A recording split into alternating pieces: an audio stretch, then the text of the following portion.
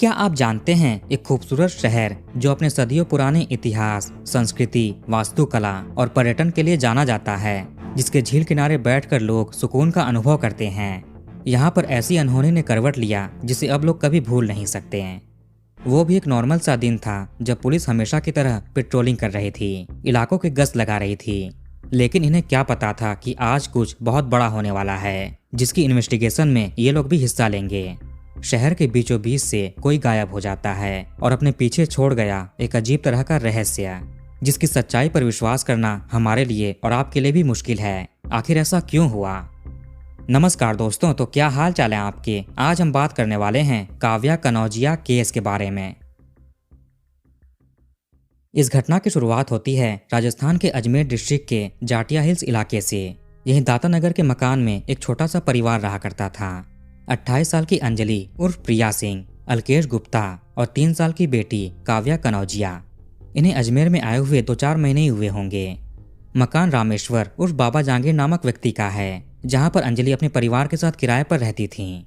मूल रूप से अंजलि का ससुराल उत्तर प्रदेश के वाराणसी डिस्ट्रिक्ट के महमूरगंज थाना क्षेत्र में सुकुलपुर सराय नंदन में है। अजमेर आने के बाद अंजलि एक होटल में रिसेप्शनिस्ट के तौर पर जॉब करना शुरू कर देती हैं। अल्केश गुप्ता भी इसी होटल में सुपरवाइजर की जॉब करने लगे। वैसे इन दोनों के ही घर वालों को नहीं पता था कि ये कहाँ पर हैं।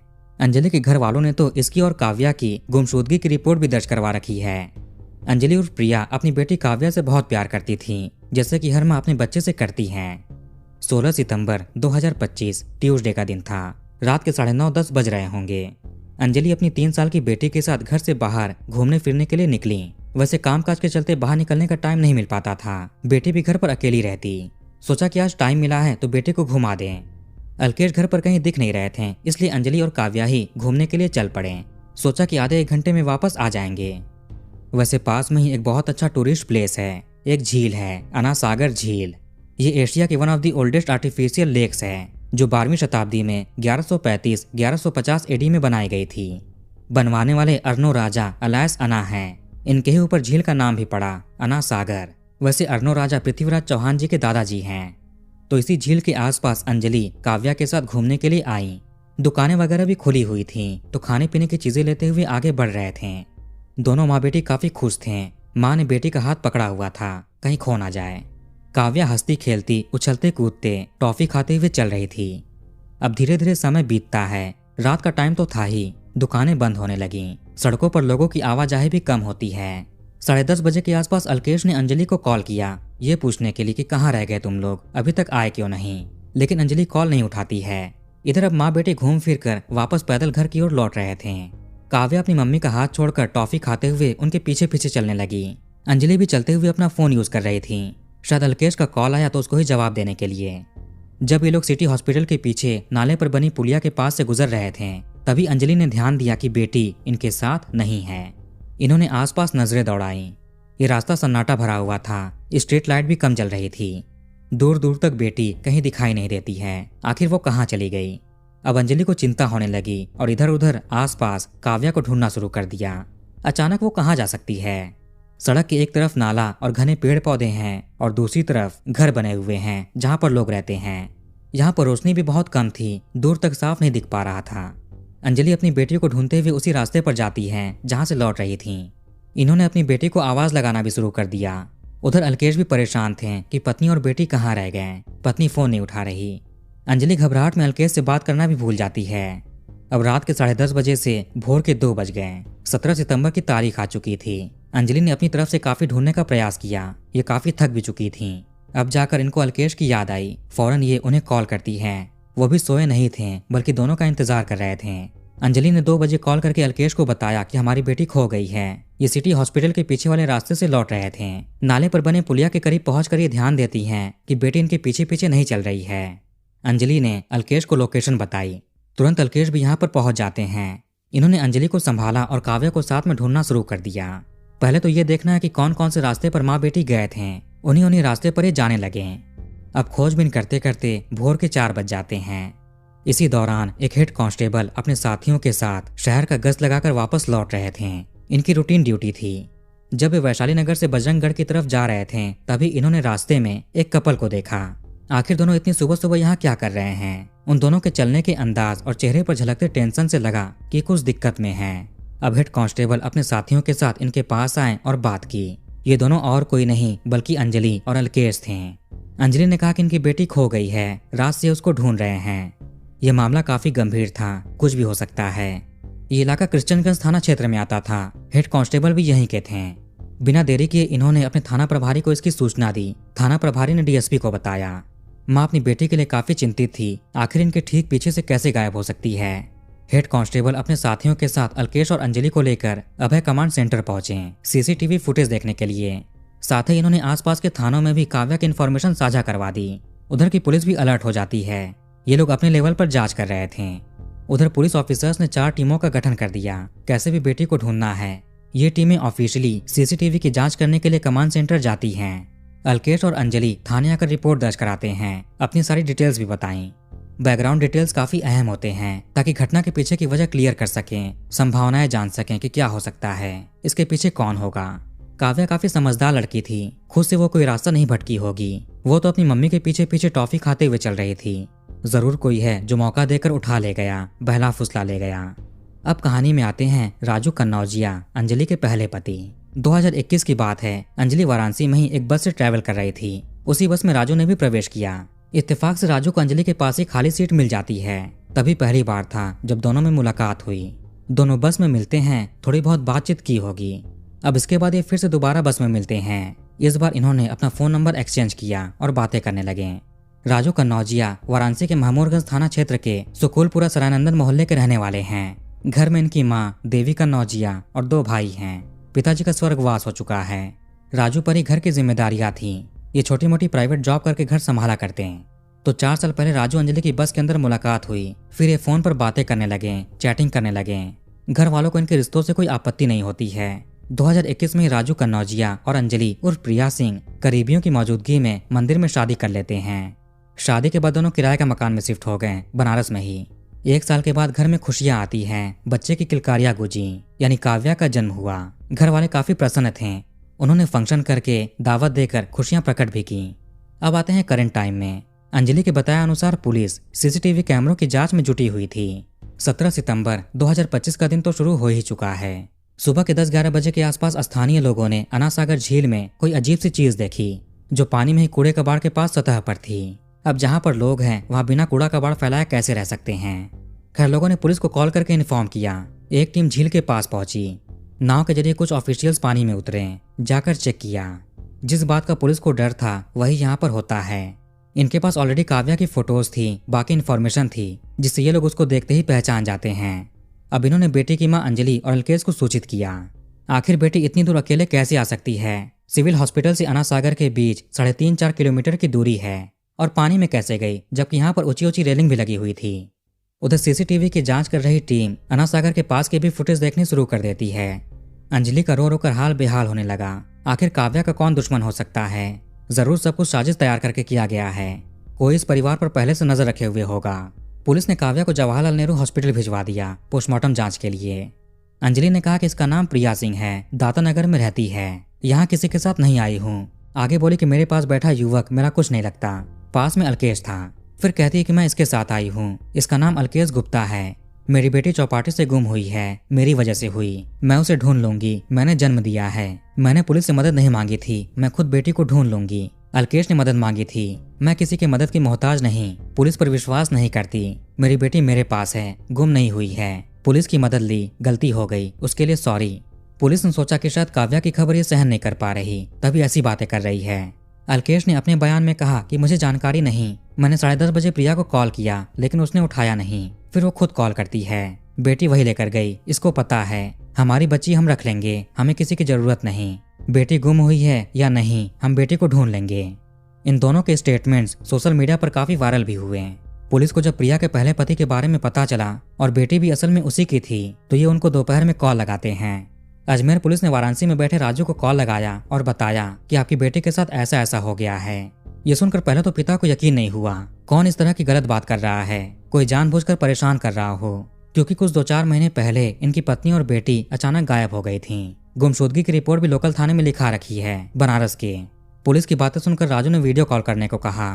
पुलिस हॉस्पिटल जाकर वीडियो कॉल करती है, बेटी को दिखाती है। उसको देखते ही राजू सहम गए, रोने लगे। ये भागते हुए अपने घर जाते हैं, अपनी माँ के पास। कहा कि जल्दी से तैयारी करो, अजमेर जाना है, ऐसी ऐसी बात हो गई है। इसके बाद राजू, इनकी माँ और बुआ जी ट्रेन से रवाना हो जाते हैं। वाराणसी से अजमेर 1044 किलोमीटर दूर है, 16 घंटे आराम से लग जाते हैं। सीसीटीवी कैमरों की जांच करने वाली टीम जब सारी फुटेज खंगाल रही थी तो इसमें इनको कुछ अजीब चीजें दिखाई पड़ती हैं। कई कैमरों में अंजलि अपनी बेटी के साथ सड़क पर घूमते हुए नजर आई। ये 10:39 से 1:27 के बीच की बात है। अन्ना सागर पुराने चौपाटी के पास दोनों घूम रही हैं, इधर उधर टहल रही हैं। कभी पैदल चलती तो कभी माँ बेटी को गोद में उठा लेती, कभी उसको खींचते हुए जल्दबाजी में चलती। अब इतनी रात का समय है, सुनसान रास्ते हैं, ये घर पर क्यों नहीं जा रहे हैं? बाहर घूमने का क्या रीजन? एक फुटेज मीडिया के पास भी आया जिसमें अंजलि काव्या का हाथ पकड़कर चल रही है। माँ बेटी को बार बार अपनी तरफ खींचकर तेज चलने की कोशिश कर रही है। आसपास से गुजर रहे राहगीर एक बार के लिए पीछे मुड़कर इसको जरूर देखते हैं। इतनी रात का समय है, ये अकेले कहाँ घूम रहे हैं? बेटी को ऐसे क्यों चला रही है? 1:27 पर अंजलि बेटी को लेकर झील के किनारे चली गई जिधर से बरामदगी हुई थी। इधर कैमरा नहीं था। अब इसके 10 मिनटों के बाद 1:37 पर अंजलि वापस आते हुए दिखाई देती है। इस बार इसके साथ इसकी बेटी नहीं थी। ये अपना फोन यूज करते हुए वापस आ रही थी। जाते हुए बेटी साथ थी। 10 मिनट का गैप हुआ, फिर वापस आते हुए माँ अकेली थी। ऐसे पुलिस को अंजलि पर संदेह होने लगता है। इसके बयान में विरोधाभास प्रतीत हो रहे थे। खुद कुछ और पुलिस को बयान में बताया था और कैमरे में कुछ और दिख गया। भोर में रास्ते पर चलने के दौरान जब हेड कांस्टेबल इनसे मिले थे तो अंजलि नहीं चाहती थी कि ये सब कुछ बताए, बल्कि ये मना करती है। लेकिन अलकेश ने पुलिस को बता दिया कि बेटी गायब हो गई। फिर अंजलि को भी बताना पड़ता है। फिर भी अंजलि खुद मना करती है पुलिस को कि हम खुद ढूंढ लेंगे। तब भी हेड कांस्टेबल को कुछ संदेह होने लगा था। अंजलि और राजू की जब शादी हुई तो उसके बाद ये लोग वाराणसी में ही अलग से रूम लेकर रहने लगे किराए पर। जब राजू काम पर चले जाते तो अंजलि घर पर अकेली होती थी। बेटी के जन्म के 1-1.5 साल के बाद अंजलि का व्यवहार बदलने लगता है। ये अपने पति से थोड़ी दूरी बनाकर रखती थी, ठीक से बात नहीं करती। पति सोचते हैं कि शायद बेटी को अकेले संभालना पड़ता है, इसीलिए चिड़चिड़ी हो गई। हालांकि जब ये घर पर रहते तो बेटे की यही देखभाल किया करते थे। साल 2024 की बात होगी। पत्नी ने पति से कहा कि आधार कार्ड अपडेट कराना है, बैंक जाना पड़ेगा। जब ये बैंक जाने के लिए घर से निकली तो एक पड़ोसी ने इनको देख लिया और पूछ लिया कि कहाँ जा रही है। ये भी किसी काम से बैंक जाने वाले थे। बोला कि साथ में चलकर आपका काम जल्दी करा देंगे। पड़ोसी बैंक चले गए और इंतजार करने लगे। 1.5-2 घंटे बीत जाते हैं लेकिन अंजलि आई नहीं। इसके बारे में पड़ोसी ने राजू से बात की, पर अंजलि तो बैंक जाने का बोलकर घर से चली गई थी। झूठ बोलकर वो कहीं और तो नहीं गई? पति को थोड़ा संदेह हुआ।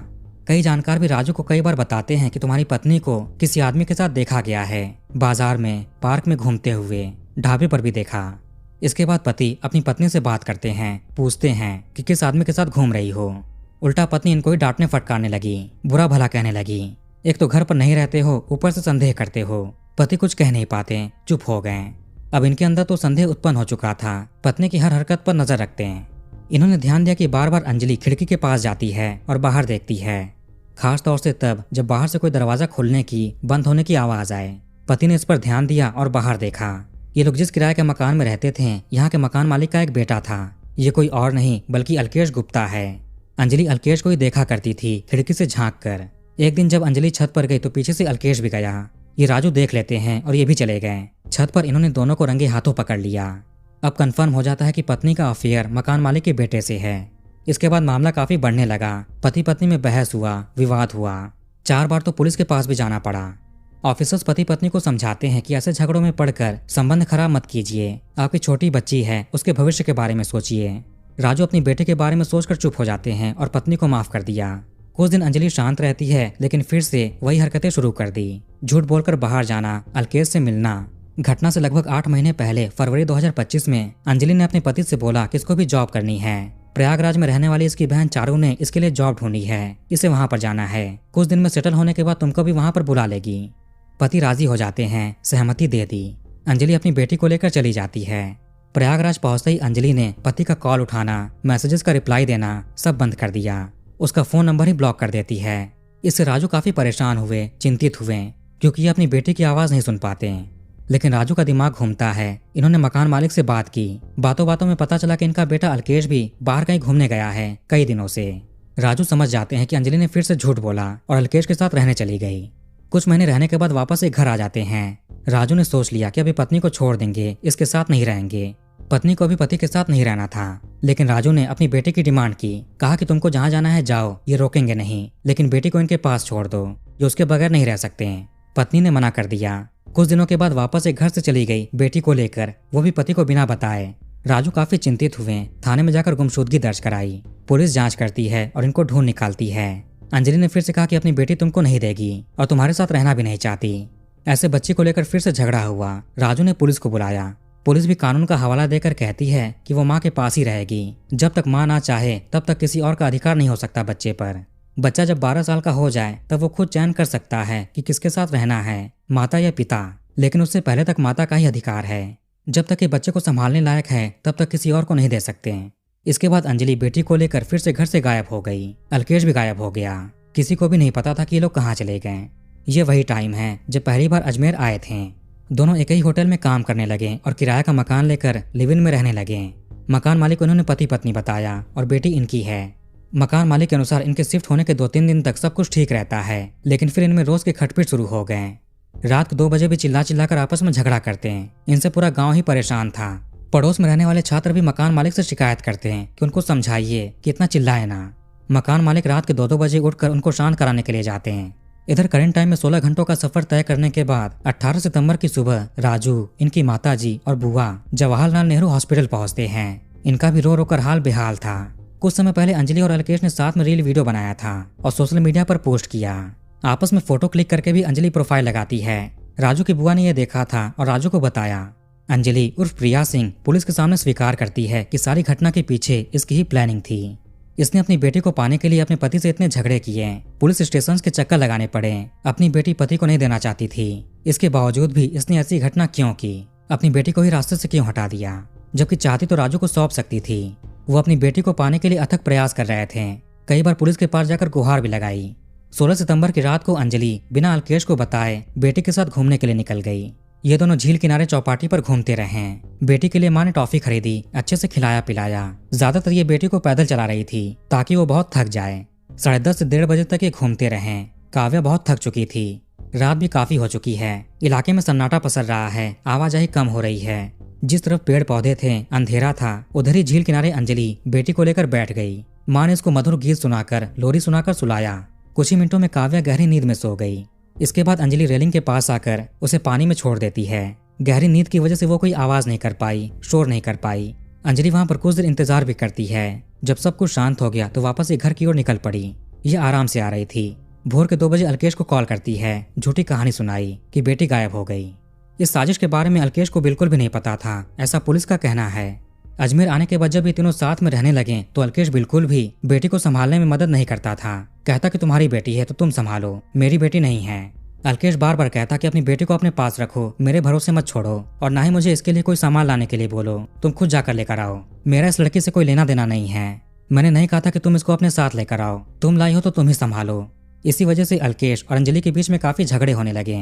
अंजलि अपना परिवार छोड़कर साथ रहने के लिए आई है और प्रेमी ऐसा कर रहा है। अंजलि के पास 2 ऑप्शंस थे, या तो बेटी को चुने या फिर प्रेमी को। अंजलि ने प्रेमी को चुना। सोचा कि बेटी की वजह से खर्चे बढ़ रहे हैं, सैलरी भी उसके ही ऊपर चली जाती है, ऊपर से दिन भर इसका ध्यान भी रखना पड़ता है। प्रेमी प्रेमिका को साथ में समय बिताने का टाइम ही नहीं मिलता। ऊपर से प्रेमी बेटी को अपनाना भी नहीं चाहता। इन्हीं सब की वजह से अंजलि सारा प्लान बनाती है। अगर चाहती तो बेटी अपने पति को सौंप सकती थी, लेकिन आजकल के स्वार्थ भरे प्यार में दिमाग कहाँ काम करता है। हो सकता है कि अंजलि के अंदर ईगो भी हो कि पति को बेटी दे दिया यानी हार मान चुकी है, सारी मेहनत करने का कोई फायदा नहीं, इसीलिए अगर साथ नहीं रख सकती तो किसी और को भी नहीं देगी। पुलिस ने 24 घंटों में केस को सुलझाकर मां को अरेस्ट कर लिया। जब पुलिस इसके सामान, इसकी चीजें, मोबाइल फोन कब्जे में रख रही थी तो इसने रिक्वेस्ट करके एक कॉल लगाया। ये कॉल पति को किया। पति को बोला कि मुझे आकर छुड़ा लो, तुम्हें सब कुछ सच बताएगी। ये सब मजबूरी में किया। जब तुमसे बेटी को पाने के लिए इतना सब कुछ किया तो ऐसा करने के लिए कितनी मजबूरियां रही होंगी तुम सोच भी नहीं सकते। तुम आकर छुड़ा लो, मैं सब कुछ बताऊंगी। राजू ऑलरेडी सब कुछ जान चुके थे। अंजलि चाहती तो फोन पर भी सब कुछ बता सकती थी, लेकिन इसमें भी इसका प्लान था कि पति आकर छुड़ा ले। जबकि जिसके साथ ये भाग कर आई अलकेश, उसको कॉल नहीं किया। बुरे टाइम में पति ही याद आया। राजू इनकार कर देते हैं। गलती की है तो सजा मिलनी चाहिए। ये अपनी बेटी को न्याय दिलाने के लिए अंतिम सांस तक खड़े रहेंगे। अंजलि ने बेटे के गायब होने के दौरान भी पति से बात की थी। दरअसल पति ने ही तब कॉल किया था। ये बोले कि आरू नहीं रही और फोन डिस्कनेक्ट कर दिया। वापस पति कॉल करते हैं। अब बोले कि आरू खो गई, ढूंढ रहे हैं, डिस्टर्ब मत करो, पहले से ही बहुत डिस्टर्ब है। जब ये राजू से कॉल पर बात करती थी तो उसको कुछ भी नहीं समझती। आज उसी पति से बचाने की गुहार लगा रही है। फिर पुलिस ने पत्नी का मोबाइल जब्त कर लिया। इसको कोई पछतावा भी नहीं है। अजमेर के किराए वाले मकान पर जहाँ पर अंजलि अलकेश रहा करते थे वहाँ पर ताला बंद है। अलकेश अपना फोन बंद करके कहीं चला गया। पुलिस को इस केस में उसका कोई रोल नहीं मिलता है। हालांकि राजू की बुआ का कहना है कि अलकेश ही मेन आरोपी है। उसने ही हमारा घर बर्बाद कर दिया। सारी चीजों की जड़ वही है। राजू रोते हुए कहते हैं कि अगर वाराणसी में ही जबरदस्ती अपनी बेटी को छीन लिए होते तो आज ऐसा दिन नहीं देखना पड़ता।